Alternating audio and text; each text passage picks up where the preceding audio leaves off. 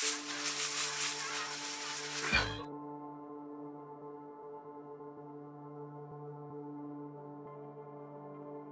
you for joining us on Black Investments Matter. I'm Antoine Anderson. All of your investments are not going to pan out. That's just flat out. But this one, it hit different. Let's talk about Helium and how bad this thing disappointed. I know many of you clicked on this link and were wondering, why are you even talking about Helium of all things? It has never ended up good when you talk about Helium in the last 2 years. In fact, anybody who hears the name Helium Network is probably automatically turned off. Well, the reason I'm talking about Helium is to underscore the fact that not all investments are good investments. We often begin or end our videos here with, time is money.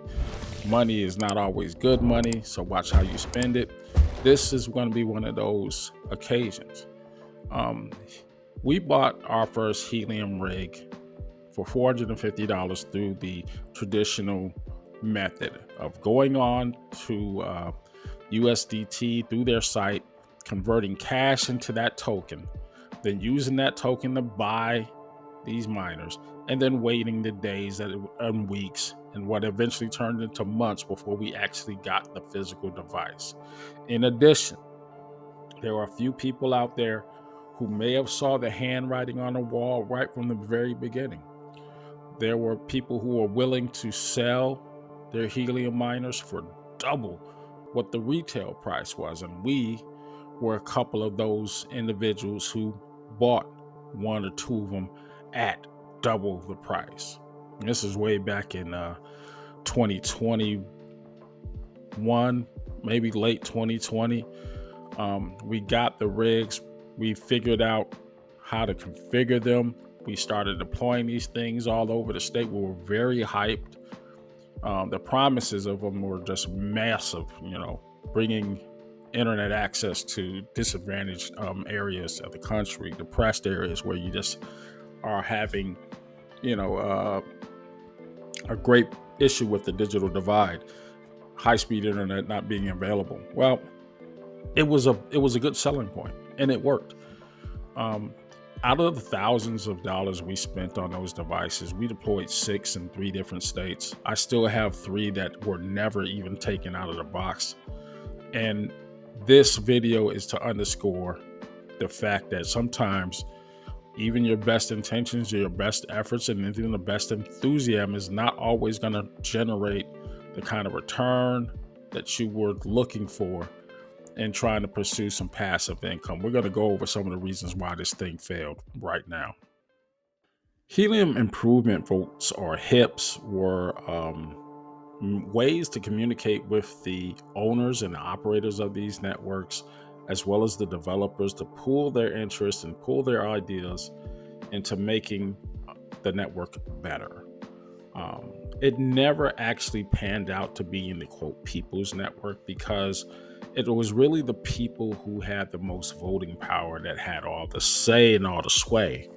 With that said, an individual who might own 1 or 10 Helium miners, like my small group did, is a drop, not even a drop in the bucket of someone who has 25% of the vote. Someone who has hundreds of thousands, if not a million, in Helium tokens, and hundreds of Helium miners deployed under their control. That person is going to have more of a say. One such vote that really led to the disenfranchisement of so many was the vote to switch to the Solana network in the first place. No one really wanted that. There were other networks out there that could have, filled the gap, since we were scrapping the Helium network altogether, in essence. Just no one wanted to do that. It was one of the biggest head scratchers I had about this project. And when it first came out, it just didn't sit well with me. But hey, the device was deployed. I don't have to do anything. So I thought, let's just let it rock out, see how it goes. Well, it didn't rock out too well. And as a result, the earnings continued to plummet. Let's talk about something else. Another big drawback was the lack of consensus on anything. Now, along with being able to vote, there were more options for everything within this network. You can choose what type of device you had. You could be a cow chip, you could be Nebra, you could be Bobcat, what have you, whatever was supported. No one was telling you which device you could have. It got even more confusing when Helium decided, hey, we're getting out of this support realm. We're going strictly into development. You guys are on your own. So what the manufacturers did is they started pushing their own mobile apps to go ahead and start supporting their own devices. So we went away from the Helium mobile app. Helium created a centralized Helium wallet that you could download, and you could use that to at least get your funds out. But most of the manufacturers started using their own apps. The Bobber app was Bobcat app we ended up going with because we had Bobcat miners. That said, it was just another cash grab. You had to pay money to do anything on the network in the form of DC.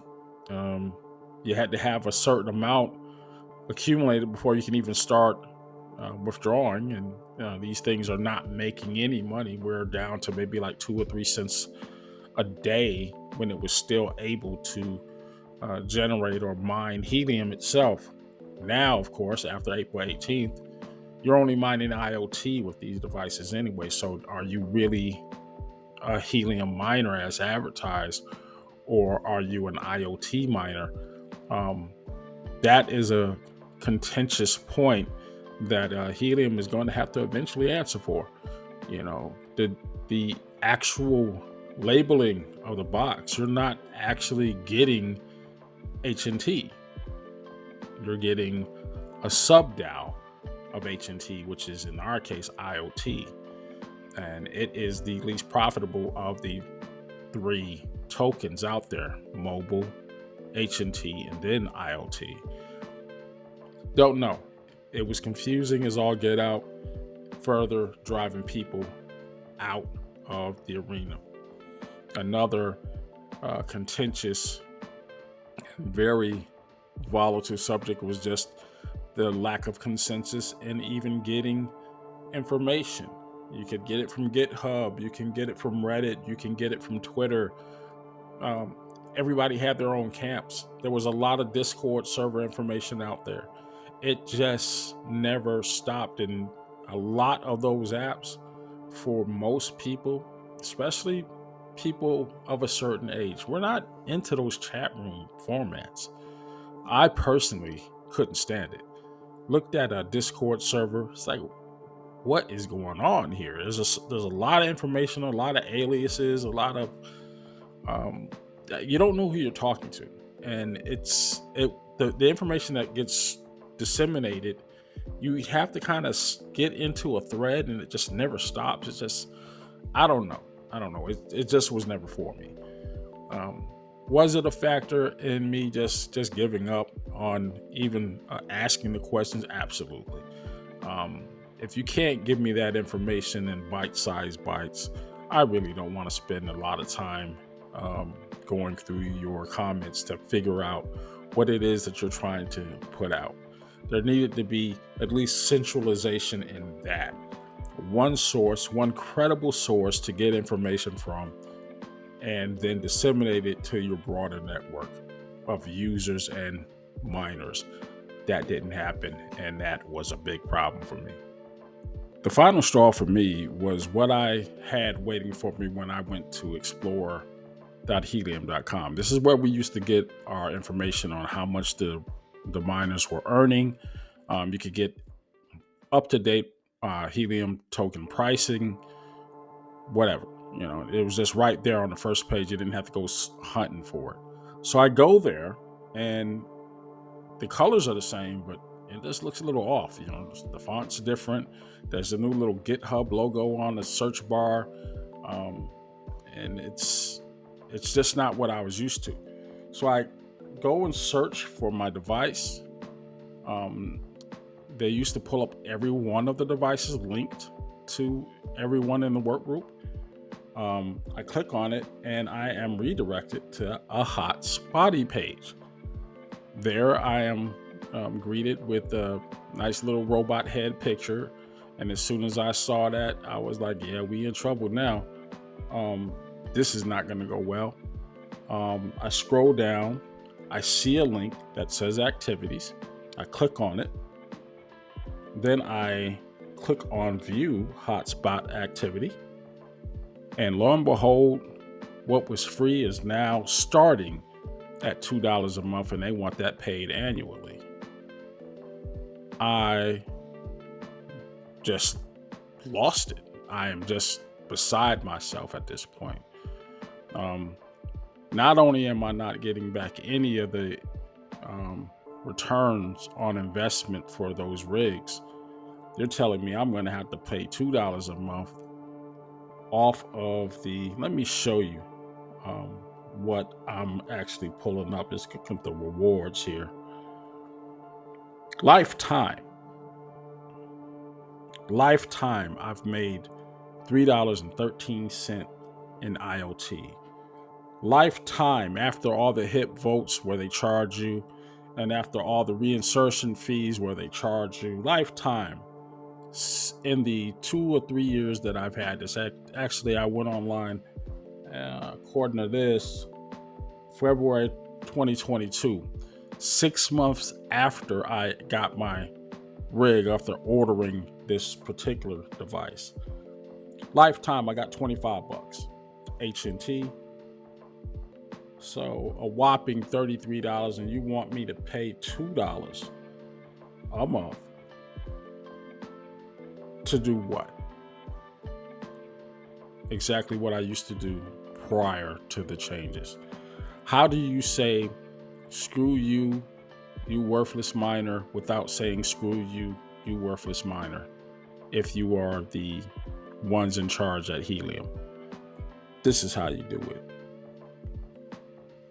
The actual return on that $2, I'm making, like I said, in a month, I've made 23 cents. Yes, soak on that for a second. It's just not worth it. I only wanted to create this video just to show you, again, that not all investments are going to be good investments. This in itself is a learning lesson. There's a lot of crypto projects out there that do have merit. There are some trying to salvage what's left of the Helium network and try to get people to jump on board and sell. In fact, the very page that I'm on, there was one, they earned some passive income by using your unused network resources. Anything associated with Helium, I'm giving the side eye to right now, so I'm not even going to even check it out. I'm going to just let what devices I do have running still, let them continue to run, but there's just no chance of me investing any more time, resources, especially not another dime, to this project, because it's just not worth it. You very rarely will see me tell anyone on this channel not to invest in anything. I still won't. I'm just telling you that I won't give them a dime. I am not doing this anymore. You're going to have to earn that enthusiasm that I once gave you for me to look at it. I'm not going to destroy my, what's $6,000 or $7,000 worth of equipment just to spite this network and its decision-making policies. But I am not going to give you a pass on the abysmal leadership and administration of this project. But I will thank you for letting us all know that, again, time is money. Not all money is good money, so watch how you spend it. I will talk to you later.